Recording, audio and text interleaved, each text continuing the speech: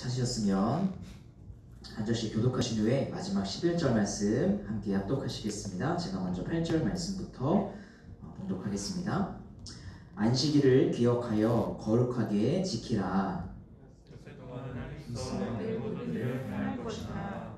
일곱째 날은 내 하나님 여호와의 안식일인즉 너나 내 아들이나 내 딸이나 내 남종이나 내 여종이나 내 가축이나 내 문 안에 머무는 객이라도 아무 일도 하지 말라. 이는 엿새 동안에 나 여호와가 하늘과 땅과 바다와 그 가운데 모든 것을 만들고 일곱째 날에 쉬었으니라. 그러므로 나 여호와가 안식일을 복되게 하여 그날을 거룩하게 하였느니라. 네, 먼저 드린 예물 위해서 기도하는 시간 갖도록 하겠습니다. 지금도 살아계셔서 쉬지 않고 하나님의 계획하신 바를 이루고 계시는 살아계신 하나님 아버지,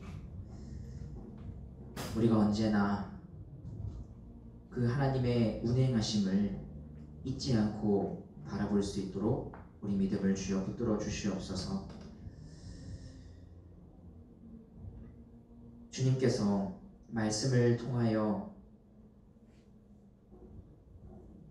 주의 백성들 가운데 어떤 일이 있었는지, 그리고 그를 통해서 우리로 하여금 하나님에 대하여 알 수 있도록 기록을 해 주셨는데, 하나님 아버지, 결국 그 말씀이 그저 활자에 머물지 않고, 그 말씀이 결국 과거의 사건으로 머물지 않고 오늘날 지금도 살아서 일하시는 하나님으로서 우리가 경험하기 위해서 하나님 아버지, 때때로 주님은 우리로 하여금 우리가 예상하지 못하는 일들을 겪게 하곤 하시는 것 같습니다.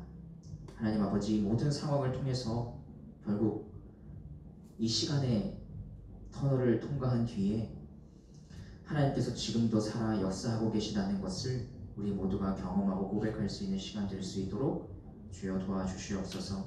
그냥 문자 속에 머무는 하나님, 성경책 속에 머무는 하나님이 아니라 지금도 나에게 그리고 우리에게 일하시는 하나님으로 우리가 경험할 수 있는 그런 시간들이 될 수 있도록 주여 도와주시옵소서. 그런 살아계신 하나님, 그리고 지금도 여전히 운행하시며 일하고 계신 하나님 앞에 우리가 예배를 드리며 또한 감사하는 마음으로 주님 앞에 예물을 드리며 나와왔습니다. 아버지 하나님, 그 믿음의 고백이 담긴 예물을 주님께서 기뻐 받아주시며, 아버지 하나님, 주님께서 지금도 일하고 계시기에 이 땅 가운데 하나님 나라를 세우고 계시오니, 하나님 참으로 그 나라를 세우는 데 있어서 사용되는 하나의 선한 도구로서 이 예물을 아름답게 사용할 수 있도록 주여 도와주시옵소서. 감사드리며 우리 구주 예수 그리스도 이름으로 기도합니다. 아멘. 지난주에 이어서 또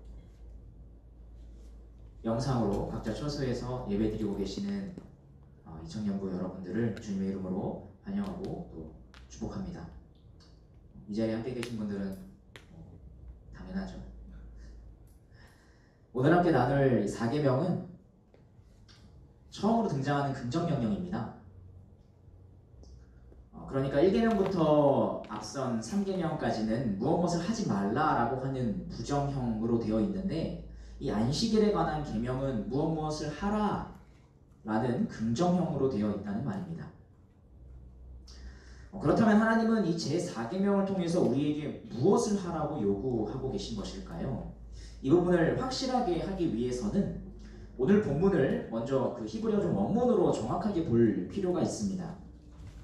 오늘 본문의 가장 첫 부분인 이 8절을 원문 그대로 번역하면 기억하라 안식일을 그것을 거룩하게 하도록, 이런 순서로 되어 있습니다.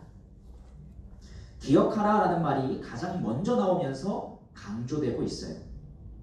그러니까 이 4계명은 지키라 라는 어떤 행위에 강조점이 있는 게 아니라 기억하라 라는 쪽에 강조점이 있는 겁니다.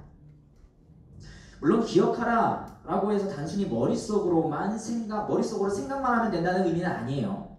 왜냐하면 이어지는 9절부터 10절 말씀을 보면 그 기억하는 자로서 안식일을 어떻게 보내야 하는지, 안식일을 또 어떻게 준비해야 하는지 우리에게 말씀하고 있기 때문이에요. 9절부터 10절 말씀 한번 보겠습니다. 엿새 동안은 힘써 내 모든 일을 행할 것이나 일곱째 날은 내 하나님 여호와의 안식일인즉 너나 내 아들이나 내 딸이나 내 남종이나 내 여종이나 내 가축이나 내 문 안에 머무는 객이라도 아무 일도 하지 말라. 그러니까 이처럼 안식일의 의미를 제대로 기억하면 이와 같은 행위가 뒤따르게 된다는 것이 사실 이 4계명, 이 본문의 취지입니다. 만약 이런 미묘한 차이를 인지하지 못하고 우선적인 강조점을 기억하라가 아닌 어떤 행위에 두게 되면, 지켜라 라고 하는 이 행위에 좀 더 강조점을 우선적으로 두게 되면 안식일에 무엇을 해야 하고 무엇을 하지 말아야 하는지를 떠올리게 되고 결국 우리가 어떻게 행하느냐에 따라 이 안식일 준수 여부가 결정되어 버릴 것입니다. 실제로 유대인들, 특히 우리가 복음서에서 이 예수님께 책망받는 자들로 자주 등장하는 이 서기관들과 바리새인들을 보면 그들은 4계명을 일하지 않는 행위에 강조점을 둔 것으로 이해했다는 것을 보게 됩니다. 그들이 행위에 강조점을 두게 된 데에는 역사적인 영향이 있어요.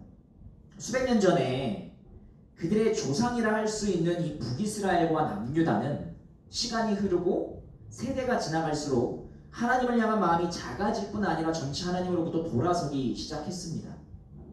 하나님은 그러한 언약 백성들을 그저 내버려두지 않으시고 많은 선지자들을 보내셔서 그들의 죄악을 낱낱이 폭로하며 그에 따르는 벌을 선언하시는 동시에, 왜냐하면 이미 이전에 모세 언약에서 다 이러한 것들을 함께 나누었고 서로 이것에 대하여 지키겠다고 말씀하셨기 때문이에요.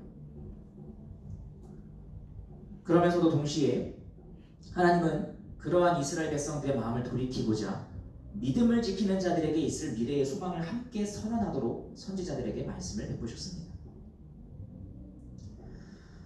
당시에 선지자들이 폭로한 이스라엘의 죄악들을 살펴보면 안식일에 관련된 것들도 있다는 것을 우리가 발견하게 됩니다. 예를 들어서 아모스 선지자는 이렇게 선포했습니다. 아모스 8장 5절이에요. 너희가 이르기를 월삭이 언제 지나서 우리가 곡식을 팔며 안식일이 언제 지나서 우리가 밀을 내게 할고 에바를 작게 하고 세계를 크게 하여 거짓 저울로 속이며 라고 말씀이 기록되어 있어요. 이 아모스의 말씀에 의하면 당시 이스라엘 사람들, 특히 아모스는 북이스라엘 사람들을 향해 말씀을 선포한 선지자인데 그 중에서도 어떤 고위계층 혹은 부유층을 향해서 말씀을 주로 선포한 선지자가 아모스예요. 그러니까 그런 아모스가 이 말씀을 전했다라고 하는 것을 생각하면서 한번 보시면 어떻겠습니까? 북이스라엘에 있었던 고위 지도층을 비롯한 부유한 자들은 자신들이 더 많은 수익을 지금 당장 내야 되는데 안식일이 일을 하지 못하게 만든다고 생각하면서 그것을 번거로워했고 싫어했다는 거죠. 그러니까 그들이 안식을 싫어했던 이유는 결국 탐욕 때문이었는데, 문제는 그들이 탐욕을 따라서 안식일을 지키지 않게 되면 정작 안식을 얻지 못하는 사람들은 그 휘하에 있는 사람들이었다는 거예요. 마치 조상들이 애굽에서 노예로 살았던 때와 같이 정작 자기 휘하에 있는 사람들을 그렇게 대우한 겁니다. 하루도 쉬는 날이 없도록 말이에요.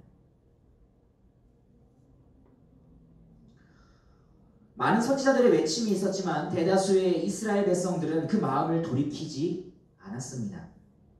그 결과 언약적 징벌에 따라 이스라엘은 주변 강국들에 의해 멸망당하고 속국이 되었을 뿐만 아니라 사실상 그 뒤로 더 이상 자신들의 왕국을 세우지 못합니다.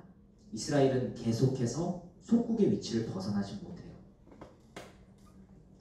신약 성경에 등장하는 서기관들과 바리새인들은 이러한 역사 인식을 배우며 자란 유대인들이었습니다. 게다가 그들 역시 여전히 속국으로서 로마의 지배를 받으며 살아가고 있었죠. 그래서 그들은 이스라엘을 우리가 다시 일으키기 위해서는 어떻게든 율법을 지켜야 한다고 생각했습니다. 과거에 우리 조상들을 보니 율법을 지키지 않아서 멸망당했다. 그러니까 우리는 율법을 지켜야 된다. 이스라엘이 이 지배로부터 벗어나는 그 구원을 받기 위해서, 이런 생각의 흐름이었던 거죠. 그리고 이러한 생각이 안식일에도 지대한 영향을 미쳤을 것은 너무나 당연합니다.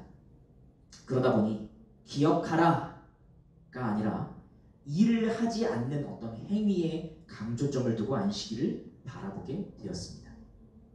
문제는 무엇이 일이고 무엇이 일이 아닌지 정해야 했다는 거예요. 일을 하지 말라라고 했는데 그럼 일은 무엇이고 일이 무엇이 아닌가? 이거를 정하는 기준이 필요했다는 거죠.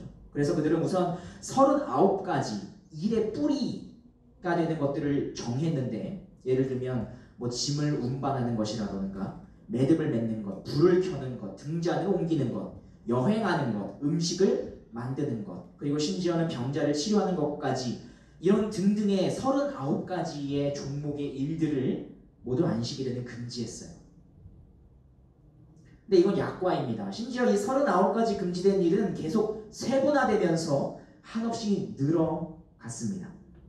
그래서 윌리엄 바클레이라고 하는 박사는, 신학 박사는 이것을 다음과 같이 이렇게 설명을 했어요. 금지된 일 가운데 한 가지는 짐을 운반하는 것이었다. 그러나 짐이란 무엇인가? 그래서 안식일에 어린아이를 들어 올릴 수 있느냐 없느냐가 논의되었는데, 어린이는 들어 올릴 수 있다고 해석되었다. 그러나 어린아이가 손에 돌을 쥐고 있을 때에는 그 어린아이를 들어 올릴 수 없다고 해석되었다. 왜냐하면 어린아이는 짐이 아니지만 돌은 짐이기 때문이다. 그러면 돌은 무엇이냐? 라는 물음을 묻지 않을 수 없게 된다. 문제는 이와 같은 논의가 계속 이어졌다는 것이다. 서기관들과 바리새인들은 계율을 지키는 것만이 이스라엘이 구원받을 수 있는 유일한 길이라고 여겼기 때문에 이런 규율과 법칙들을 분주히 만들었고 더 세밀하게 만들었겠죠. 그리고 사력을 다해 이것을 지키려고 했습니다. 가르치기도 했죠. 그 열심이 어느 정도였을까요? 기원전 2세기 중반에 유대인들은 속국으로부터 벗어나기 위해 자신들을 지배했던 자들과 전쟁을 벌였습니다. 반란을 일으킨 거죠. 지배했던 자들의 입장에서 본다면 말이에요. 그런데 유대인들이 이 안식일에는 싸우지 않을 것을 알았던 이 적들은 안식일에 공격을 해왔고, 유대인들은 안식일에 무기를 들고 싸우기보다는 죽임 당하는 쪽을 택했습니다. 그들에게는 문자 그대로 안식일이 생명보다도 더 중요했던 것입니다. 어떻게 보면 대단한 열심이라고 할 수 있지 않을까요? 그러니 이 정도의 열심을 가지고 있었으니 안식일에 사람을 고치는 등 일을 행하신 예수님이 얼마나 미웠겠습니까? 그들의 입장에서 보았을 때 예수님은 사람들이 계명을 어기게 함으로써 이스라엘의 구원을 회방 놓는 자였습니다. 하지만 예수님이 어긴 것은 사실 하나님께서 주신 이 계명이 아니라 사람들이 만들어 놓은 율법 조항이었을 뿐이죠. 그래서 오히려 주님은 안식일에 일을 한다며 예수님을 비난하는 자들을 향해서 이렇게 말씀하셨습니다. 마가복음 2장 27절부터 28절입니다. 또 이르시되 안식일이 사람을 위하여 있는 것이요 사람이 안식일을 위하여 있는 것이 아니니 이러므로 인자는 안식일에도 주인이니라. 그렇다면 안식일의 주인이신 예수님께서 말씀하시고자 한 이 안식일의 진정한 의미는 과연 무엇일까요? 이를 알아보기 위해 다시 오늘 본문으로 돌아와서 하나님께서 우리에게 무엇인가를 지키라고 명하시기 이전에 과연 무엇을 기억하라고 하셨는지 좀 살펴보도록 하겠습니다. 오늘 본문에서 하나님은 안식일에 모든 일을 멈추라고 하셨는데 왜 그래야 하는지 그 이유를 다음과 같이 말씀하셨습니다. 우리가 기억해야 하는 것입니다. 본문 11절 말씀 함께 다 같이 읽어볼까요? 11절입니다. 시작. 이는 엿새 동안에 나 여호와가 하늘과 땅과 바다와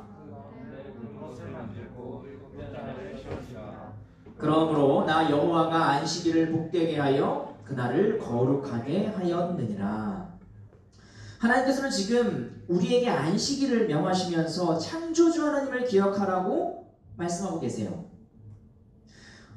고대 사람들에게 있어서 이 창조라 하는 것은 세상의 질서와 조화가 형성되어가는 그런 과정을 의미했습니다. 따라서 하나님은 애굽의 창조 신화가 진실이라고 믿고 있었을 이 출애굽 세대, 출애굽한 이스라엘 백성들을 향해서 이 세상에 있는 모든 만물들의 만물들을 질서 있고 조화롭게 만든 이가 누구인지 알려주고자 이 말씀을 전하신 것이 분명합니다.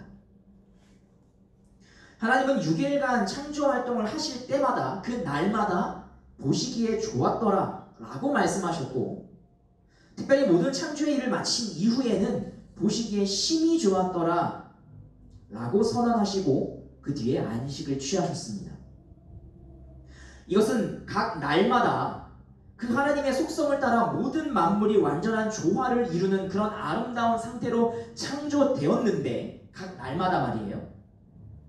그런데 마침내 창조가 끝마쳤을 때에는 완전한 조화를 이룰 뿐만 아니라 더 이상 무엇인가가 더해질 필요가 없는 완전히 충만한 상태가 되었다는 것을 의미합니다.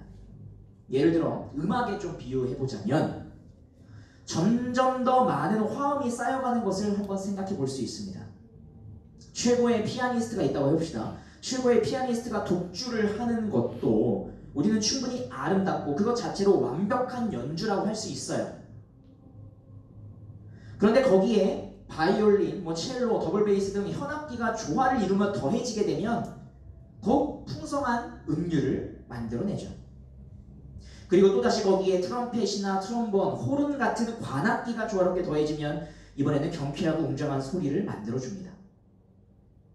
여기에 몇몇 악기들이 더해져서 마침내 오케스트라가 되면 완전한 조화를 이루었을 뿐만 아니라 더 이상 어떤 소리도 거기에 추가로 필요하지 않은 그야말로 완전한 상태가 되었다고 할 수 있겠죠. 독주든 소규모 협주든 대규모 오케스트라든 각각의 완벽한 연주도 그 자체로 완전하고 아름답습니다. 그럼에도 오케스트라가 완성되어서 함께 연주하게 되면 더 이상 어떤 소리를 추가할 필요가 없는 완전히 충만한 상태가 되었다고 할 수 있죠. 이런 차이입니다. 이처럼 각 날의 창조도 그 자체로 완전한 조화로움을 이루어요. 하나님이 창조하신 거니까요. 그럼에도 마침내 창조가 다 끝마쳤을 때에는 그 완전한 조화로움 뿐만 아니라 거기에 더 이상 무엇을 첨가할 필요가 없는 그야말로 완전히 충만한 상태에 이르게 되었습니다. 바로 그때에, 그러니까 다른 표현으로 하자면 그 어떤 결핍이라고는 조금도 없던 때에 하나님은 모든 만물과 함께 안식을 누리고자 하셨습니다. 바로 여기에서 하나님께서 우리에게 안식을 명하시며 특별히 창조주 하나님을 기억하라라고 하신 이유가 드러납니다. 모든 지음받은 존재물 가운데 오직 인간은 언제나 자신의 무엇됨에 관심이 있습니다. 나무는 자신의 나무됨이 무엇인가에 대해 염려하지 않아요. 고양이는 자신의 고양이됨에 대해 관심을 갖지 않아요. 하지만 하나님의 형상으로 지음받은 인간만은 자신의 무엇됨에 대해서 언제나 관심을 갖고 살아갑니다. 첫 창조 시에 인간은 자신의 무엇됨에 대한 흔들림이 없었어요. 관심이 있었어요. 그리고 그 무엇됨을 통해서 자기를 규정하려고 했죠. 하지만 흔들림이 없었어요. 그때에는 모든 것이 완전한 조화로움으로 완전히 충만한 상태였기 때문이고, 무엇보다 가장 중요한 것은 그 모든 것을 계획하고 지으신 하나님을 대면하여 알았기 때문이에요. 하나님으로부터 나의 무엇됨을 규정하고 있었기 때문에 흔들림이 없었습니다. 완전하신 하나님과 결핍 없는 세상 속에서 인간은 자신의 무엇됨에 대한 고민과 염려를 할 필요가 없었어요. 충족했어요. 그래서 나의 존재 자체를, 그리고 서로의 존재 자체를 언제나 기쁘게 받아들여 줄 수 있었어요. 상대방의 무엇됨이 어떠하냐, 이게 더 이상 큰 의미가 없어요. 염려가 없어요. 완전하니까요. 완전한 존재로부터 비롯된 무엇됨을 얻게 되었기 때문에 나 스스로도 나의 존재 자체를 받아들이고 타인의 어떤 무엇됨보다도 그의 존재 자체를 받아들일 수 있었다는 말입니다. 그러니까 그때에는 자기 자신과 서로를 향한 주된 관심이 사실상 무엇됨보다는 오히려 그들의 서로의 존재함 그 자체였습니다. 문제는 인간이 그 상태에 계속해서 있지 못하고 타락했다는 겁니다. 사단은 너희가 하나님과 같이 될 것이라고 말하면서 인간의 주된 관심을 존재함에서 너희의 무엇됨으로 옮기고자 했고, 인간은 그것에 반응했습니다. 하나님과 비교하여 나의 무엇됨을 생각하자마자 탐욕과 교만이 마음을 채우기 시작했습니다. 그 결과 타락했죠.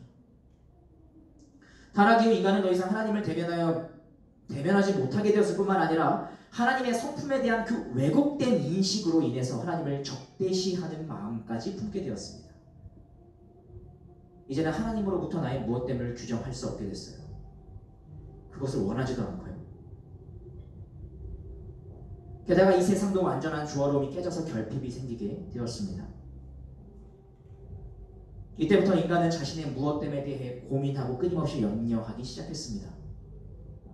그래서 사회적 지위든 재산이든 명예든 미모든 재능이든 아무튼 인간은 자신을 말해주고 규정해주는 그 무엇됨에 자나깨나 관심을 갖고 살아갑니다. 그것들을 통해서 자기 존재의 무엇됨을 스스로 확인하고 또 타인에게도 확인받을 수 있기 때문입니다. 그러나 하루아침에 고위공직자가 옷을 벗고 부자는 가난해지며 건강한 사람이 환자가 될 수 있는 것처럼 인간이 이 땅에서 얻고자 하는 그 무엇됨은 수시로 변해요. 가변적이에요. 그래서 매 순간 보다 나은 그 무엇인가가 되기 위해 그것을 얻고자 하고, 그러면서도 항상 불안해하며 걱정하고 결국 한순간도 참된 안식을 누리지 못하며 살아가고 있습니다. 하나님께서는 그런 우리에게 세상을 창조한 이가 누구인지 기억하라 라고 말씀하시며 다시금 참된 안식의 자리로 우리를 이를테면 초대하고 계신 것입니다. 뿐만 아니라 이것이 가능하도록 모든 일을 성취해 놓으시고 길을 열어두셨다는 것도 함께 기억하라 라고 말씀하십니다.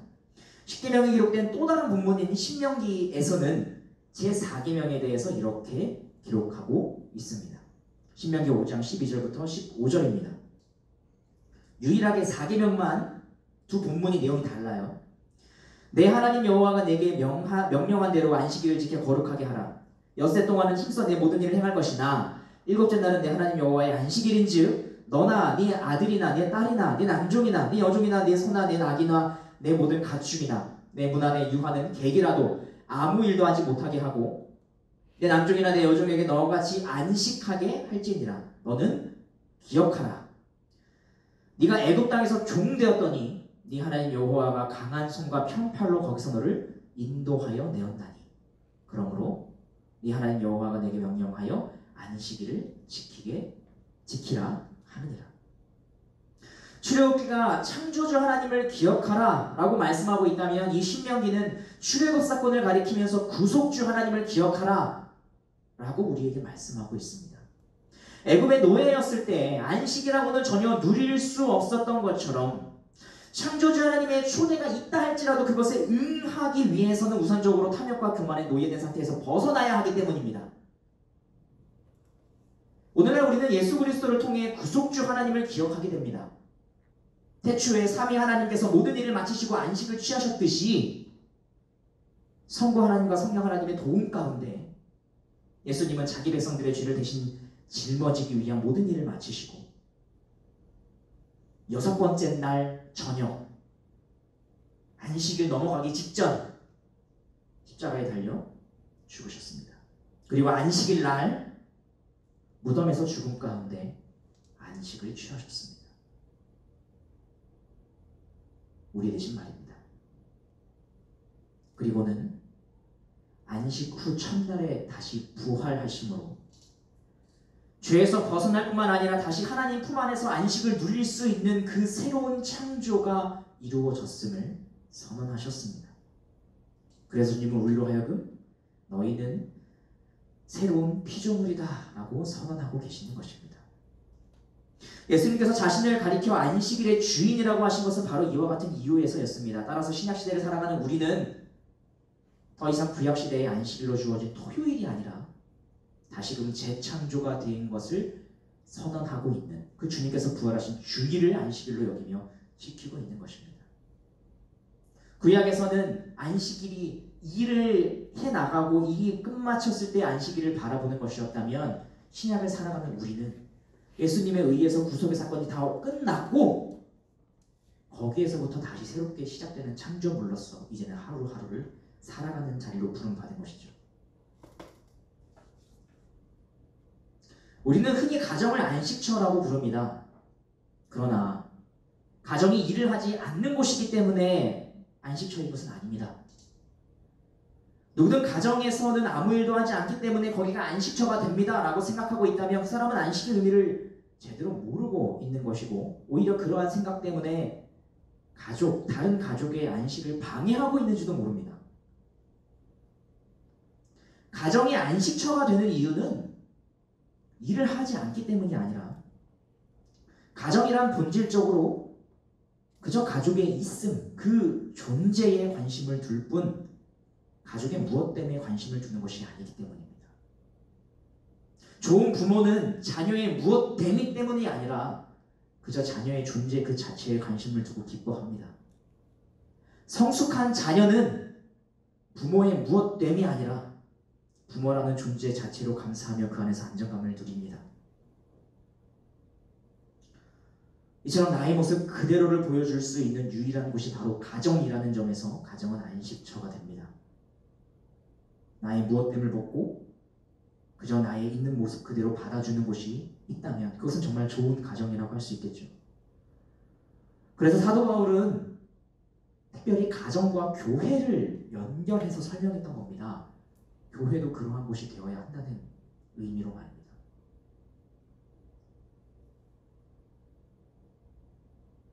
이 자리에 어떤 사회적 지위를 가진 사람이 왔다 한들 그 사람의 무엇됨으로 인하여 우리가 그 사람을 대하는 것이 아니라 그 사람의 성도됨이라고 하는 존재 자체를 대하며 우리는 서로를 대해야 됩니다.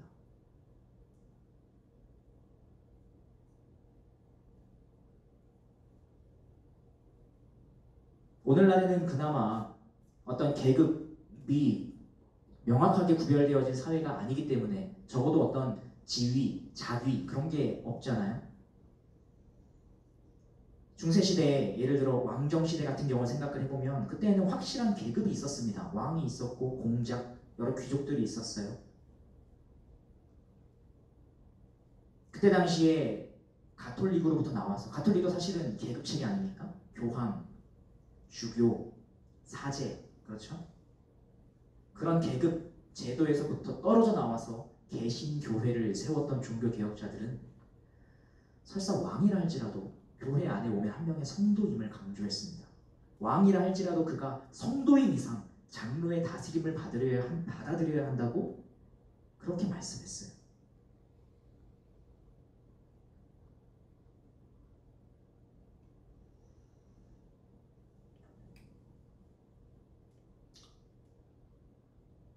그러므로 가정과 교회가 존재를 위한 공간이라면 안식일은 존재를 위한 시간입니다. 하나님은 감사하게도 일주일 중 하루를 지정해 주셔서 우리를 주기적으로, 그저 어떤 한 날이 아니죠. 주기적으로 예배의 자리로 초대해 주십니다. 우리의 존재를 확인할 수 있는 자리로 우리를 계속해서 초대해 주십니다. 그래야 계속해서 우리의 관심이 나의 무엇됨에서 벗어나 그저 나의 있음, 나의 존재함 그곳으로 옮겨지게 하십니다. 왜냐하면 이때만이 자신의 무엇됨으로부터 나오는 모든 걱정, 근심 그리고 불안에서 벗어나고 또한 다른 모든 존재들의 무엇됨을 향한 탐욕, 시기, 질투에서 해방되어 진정한 평안을 맛볼 수 있기 때문입니다. 정리해보죠. 하나님께서는 우리를 향해 주기적으로 구속주 하나님을 통해 창조주 하나님을 기억하라 라고 하시며 그날에는 모든 일을 잠시 중단하라고 하셨습니다. 다시 말씀드리지만 이 계명은 안식일이니까 아무 일도 해서는 안 된다는 그것에 초점이 맞추어져서는 안 됩니다. 거기에 초점이 맞춰져 있는 게 아니에요. 오히려 끊임없이 나의 무엇됨을 얻고자 발버둥치는 마음, 곧 탐욕과 불안, 시기와 질투에 잠식된 마음에서 비롯되는 어떤 압박감이나 좌절감 또는 일 중독에서 벗어나 너의 있음, 너의 존재 자체를 기억하며 또한 그것을 기뻐하시고 받아주시는 분과 지체들이 있다는 것, 그러니 그 품으로 돌아와 쉼을 얻으라는 초청입니다. 이러한 의미에서 바울 이래로 기독교 신학의 기틀을 세웠다고 평가받고 있는 3세기의 교우 어거스틴은 이렇게 고백했습니다. 주님, 그 무엇도 당신과 견줄 수 없습니다. 그러니 당신을 향한 우리의 찬양도 인간의 한계를 넘어서는 일입니다. 당신의 권능에 입을 담을 수 없고 당신의 지혜는 끝이 없습니다. 우리는 비천한 피조물이지만 당신을 찬양합니다. 인간이 무엇입니까? 당신이 지으신 모든 피조물 중 자그마한 조각에 불과하지 않습니까? 우리 각 사람은 다가오는 죽음의 경계 안에서 행할 뿐입니다. 죽음의 유한함은 인간의 죄인됨을 증거합니다. 이 죽음의 운명은 당신께서 교만한 자들을 내치심을 온 땅에 선포합니다. 비천한 존재이지만 그럼에도 우리 인간에게는 당신을 찬양하고픈 갈망이 있습니다. 당신을 찬양할 때에 우리 안에는 당신이 일깨워 주시는 기쁨이 일어납니다. 당신께서는 우리를 당신을 향하여 있도록 지으셨기에 우리의 마음은 당신 안에서 안식할 때까지 쉴 수 없습니다. 어거스틴의 이 고백대로 우리의 마음은 하나님 안에서 안식할 때까지 쉴 수 없습니다. 욕망이 노예가 되어 도무지 안식을 모르는 우리에게 하나님은 그 노예됨으로부터 해방시켜 첫 창조 시에 누렸던 존재의 자유와 안식을 주시려고 7일 중 하루를 정해 주기적으로 안식하라고 명하셨습니다. 그러므로 설사 우리가 주일에 쉬어도 그것이 다음 날에 열중할 그 한없는 욕망을 위해서라고 한다면, 내가 더 나의 무엇됨을 얻기 위하여 내가 재충전하는 시간으로 그저 내가 오늘을 쉰다라고 생각하고 있다면 그것은 사실상 안식이 무엇인지 모르는 것이고 결국 계명을 어기는 겁니다. 하지만 반대로 설사 우리가 안식일에 격한 노동을 한다 할지라도, 격한 일을 한다 할지라도 우리의 한없는 욕망을 위한 것이 아니고 나의 존재와 서로의 존재를 위한 것이라면, 그것을 받아주기 위한 것이라면, 그래서 오히려 예배를 섬기고 구제사역을 하기 위하여 우리가 일하는 것이라고 한다면 그것이야말로 안식을 잘 지키는 것이라고 할 수 있습니다.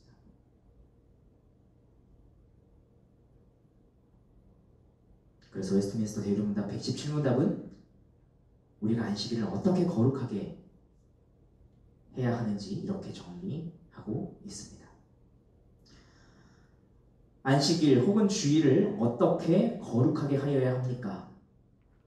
안식일 혹은 주일을 거룩하게 한다는 것은 온정일을 거룩하게 쉼으로 할 것이며 언제나 죄악된 일을 그칠 뿐만 아니라 다른 날에 합당한 노동이나 오락까지 그만두어야 하되 부득이한 일과 자비를 베푸는 일에 쓰는 것을 제외하고는 이것은 해도 된다는 거죠. 어쩌면 오히려 이것을 해야 한다고 권장하고 있기도 합니다.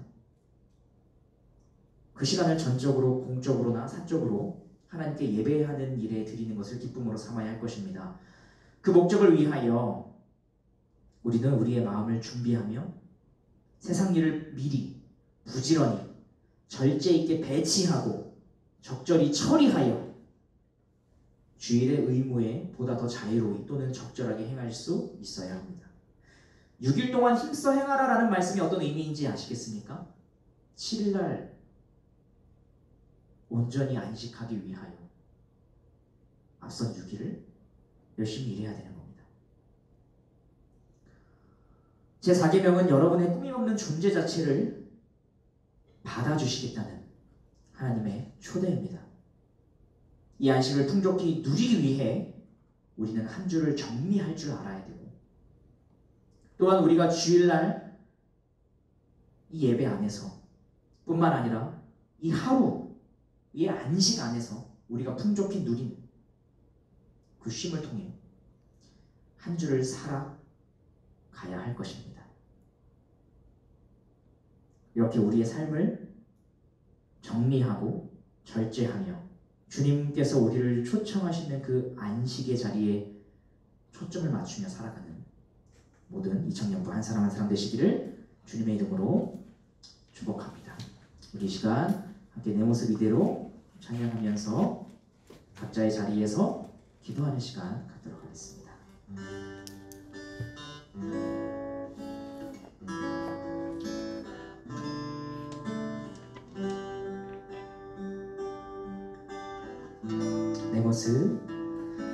내 모습 이대로 사랑하시네.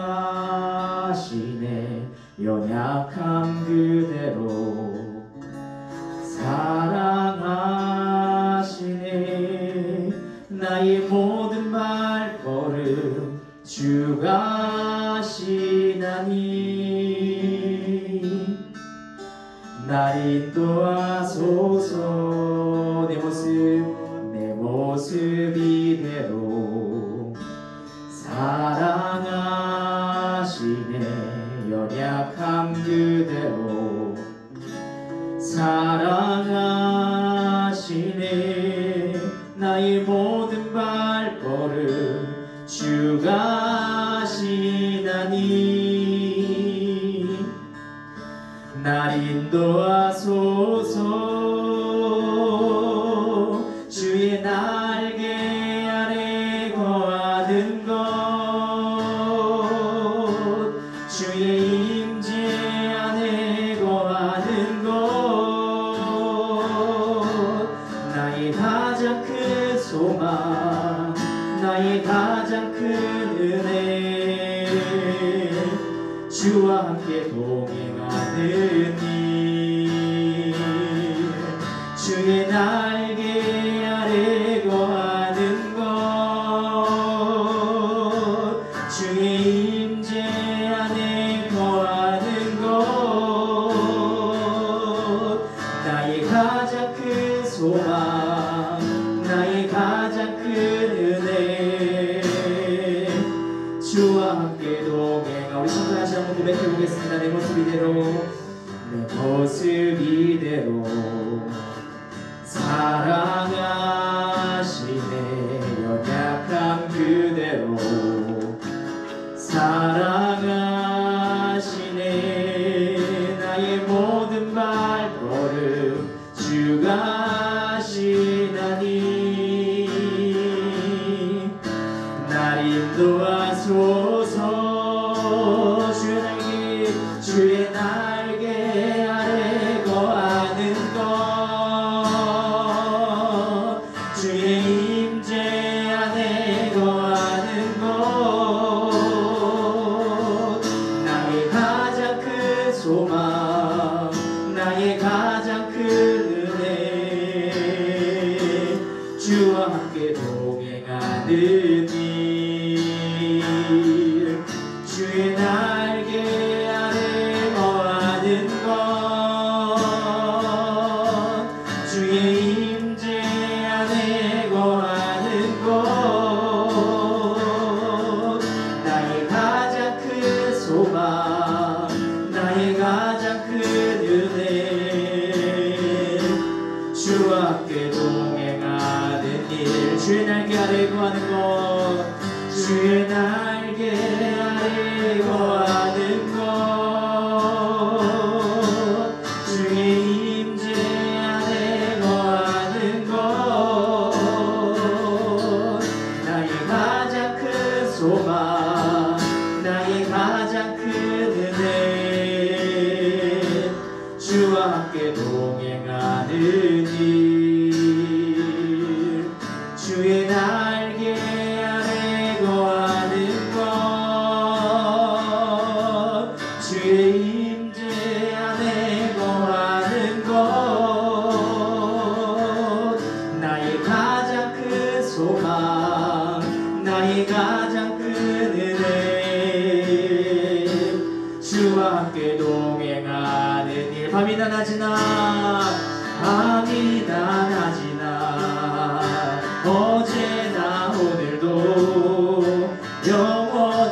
주만 찬양해.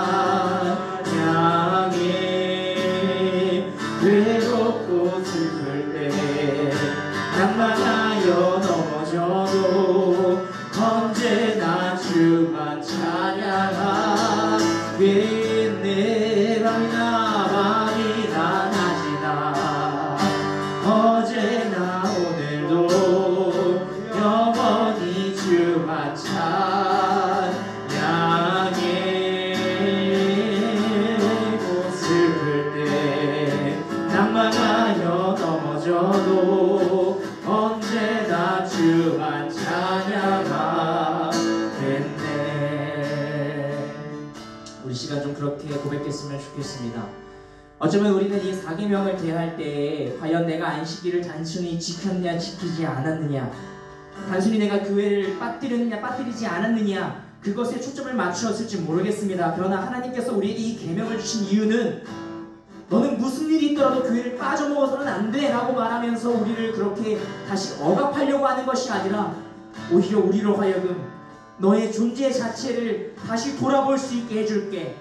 이 세상은 너에 대하여, 그리고 너 자신도 너 스스로에 대하여 자꾸만 무엇 때문에 대하여 생각하게 만들지만, 그러나 나는 너의 무엇 때문에 대하여 말하지 않고 오히려 너 존재 자체만으로 나는 기뻐하고 나는 그것을 받아들이겠노라고 말씀하시는 이 예배, 이 말씀이 선포되는 자리로 주님은 우리를 초청하기 위하여 우리로 하여금 일을 하지 말고 안식을 취하며 주님 앞으로 나아오라고 초대하고 계시는 것입니다. 우리가 만약 내가 주일에 교회를 빠지지 않기 위함이라고, 않기 원한다고 우리가 그렇게 말한다고 한다면 그것은 단순히 이것을 율법적으로 지키기 위해서 그러는 것이 아니라 주님 앞에서 오늘도 주님, 나는 나의 존재가 주님 앞에 받아들여지기 원합니다. 주님께서 나를 그렇게 초대하시고 초청하셔서 나를 받아준다고 하셨으니 나는 그것이 너무나 기쁘고 감격하여 내가 오늘도 감사함으로 주님을 뵈러 나가길 원합니다. 우리는 이러한 마음으로 이 4계명을 지켜야 할 것입니다. 비록 지금은 교회로 모여서 우리가 함께 예배를 드리지 못하고 있다 할지라도, 그 부득이한 상황이 우리에게 있다 할지라도 각자의 처소에서 우리가 그러한 마음으로 이 예배에 함께 참여했으면 좋겠습니다. 오늘도 우리를 그렇게 받아주기 원하시고 우리를 초청하신, 그래서 우리가 초대되어서 이 자리에 온 우리가 주님 앞에 감사의 기도를 함께 드리며 나아가기를 간절히 소망합니다. 이 시간 함께 기도하며 나가도록 하시겠습니다.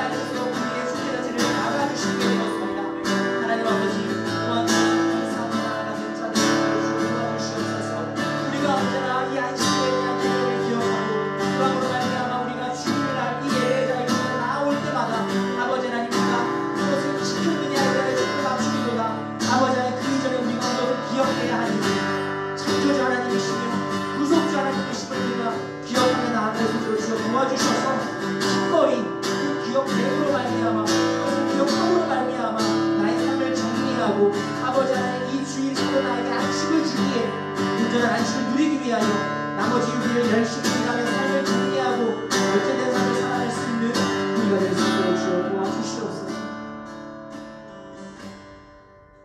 살아계신 하나님 아버지, 우리가 주님의 그 어떤 요구 한 계명이라도 우리가 왜곡하여 받아들이지 않도록 하여 주시옵소서.